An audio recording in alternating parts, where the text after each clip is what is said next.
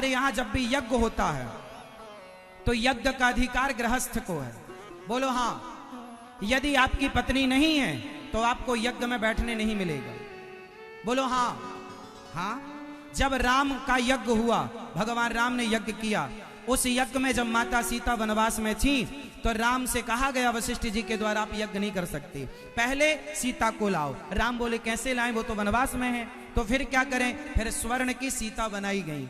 बोलो हाँ। सोने की, बोलो हाँ, सीता बनाई गई, बगल में बिठाई गई और सोने की सीता के बगल में बैठकर राम ने अपना यज्ञ पूरा किया। मतलब आपकी पत्नी आपके यज्ञ में, आपके पूजा में, हवन में और भगवत प्राप्ति में सबसे बड़ी सहायक है। तो हमने विवाह क्यों किया, ताकि हमें यज्ञ का अधिकार मिल सके, ताकि हमें यज्ञ का, जोर से, आपका विवाह नहीं हुआ तो आप यज्ञ, या फिर आपको संत होना चाहिए तब आपको अधिकार मिलेगा। आप संत नहीं हैं, आप गृहस्थ नहीं हैं तो आपको यज्ञ का अधिकार नहीं है। ब्रह्मचारी बच्चों को यज्ञ में नहीं बैठने दिया जाता। तुम अपने मां बाप को लाओ। बात सही है या गलत है?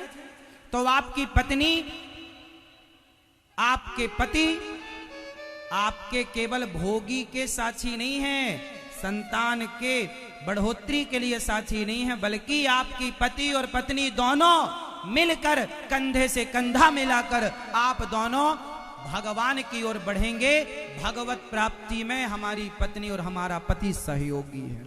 इसलिए दोनों को भगवान की शरण में जाना चाहिए, दोनों को कीर्तन करना चाहिए, दोनों को समय निकाल कर कीर्तन करना चाहिए। यही गृहस्थ धर्म है।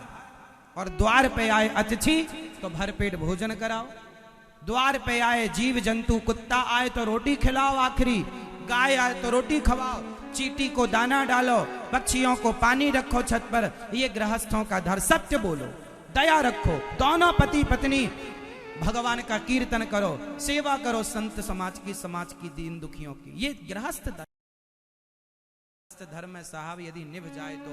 इसलिए गृहस्थों के घर भगवान पैदा भये, संतों के घर भगवान पैदा ना भये। दशरथ कौशल्या जी की गृहस्थी में राम प्रकट हो गए। वसुदेव देवकी की गृहस्थी में भगवान श्री कृष्ण पैदा हो गए। गृहस्थी 4 आश्रम होते हैं, ब्रह्मचर्य, गृहस्थ, वानप्रस्थ, सन्यास। इन चारों में सर्वश्रेष्ठ आश्रम होता है गृहस्थ आश्रम। पर जब ठीक से चले तब। तुम पत्नी को दिन भर मारो, दिन भर डांटो, दिन भर गालियां दो, ये गृहस्थों के लक्षण नहीं है। नारी का सम्मान करो, नारी का आदर करो। पुरुष को अपने पति की आज्ञा भगवत आज्ञा है, ये मानकर चलो। पत्नी को कभी रुलाओ मत, सताओ मत। अपने घर की गृहिणी को सदा खुश रखो और भोग विलास से मन हटाओ और गोविंद में लगाओ। वरना तुम 90 साल के हो जाना, 95 के हो जाना, 99 के हो जाना, तो भी तुम अपने भोगों पर कंट्रोल ना कर पाओगे। तुम्हारी इच्छाएं, तुम मर जाओगे। जिस दिन तुम मरोगे उस दिन भी तुम्हारा मन तुम्हें भोगों की ओर ले जाएगा। ये माया इतनी प्रबल है साहब, इसलिए जो भगवान की शरण में जाता है वही इन माया से बच पाता है, वरना भोगी बन करके मर जाओगे। इच्छाएं पूरी हो गई हो किसी की तो मुझे बताओ, तुम और कर लेना पूरी, फिर बताना मिलना 4 साल बाद हमें, हम फिर आएंगे मेरठ, बताना इच्छाएं पूरी हुई।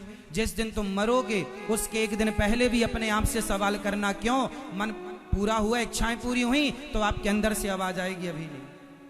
ये ठगता है तुम्हें मन तुम्हारा, और तुम्हें लगता है कि हम संसार के लोगों से दुखी हैं। ना जी, आप अपने मन की तमाम इच्छाओं से दुखी। तो अब बताओ आपने विवाह क्यों किया? विवाह का सही उद्देश्य क्या है? जो आप बता रहे थे वो, या जो हमने कहा वो? बताओ। जो आपने कहा वो भी सही है, गलत नहीं है, लेकिन वो तो हो गई, जाएगा। मुख्य उद्देश्य है भगवत प्राप्ति। ईश्वर की प्राप्ति। यदि तुमने गृहस्थ में रहकर भगवान को नहीं पाया, सोचो तो क्या पाया?